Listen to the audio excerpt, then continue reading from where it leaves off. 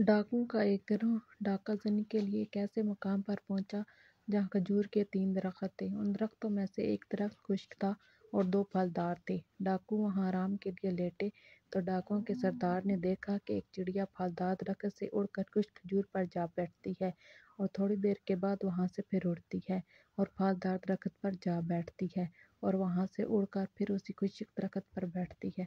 इसी तरह उसने कई चक्कर लगाए। सरदार ने ये देखा तो उसके लिए खुश्क दरख्त पर चढ़ा। ऊपर जाकर देखा कि एक अंधा सांप सबसे बुलंद टहनी पर लिपटा बैठा है और मुंह खोले हुए है।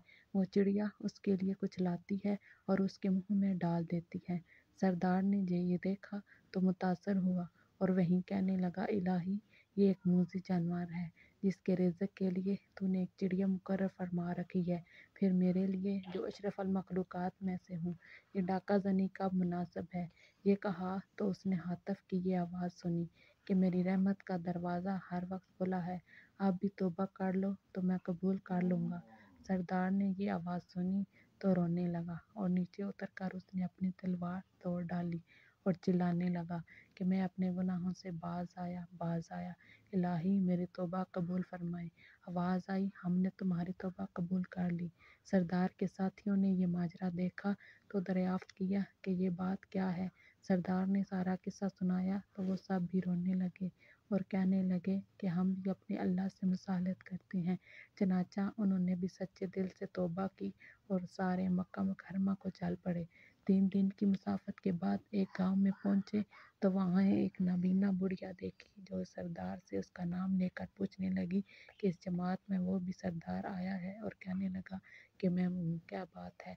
बुढ़िया उठी और अंदर से कपड़े निकाल लाई और कहने लगी कि चंद रोज़ हुए मेरा नेक फर्जंद इंतकाल कर गया है, ये उसके कपड़े हैं। मुझे 3 रात हजूर सल्लल्लाहु अलैहि वसल्लम ने खाम में तशरीफ़ लाकर तुम्हारा नाम लेकर इरशाद फरमाया है कि ये कपड़े उसे दे देना, लिहाजा ए मर्द खुश नसीब, अपनी इमानत लो।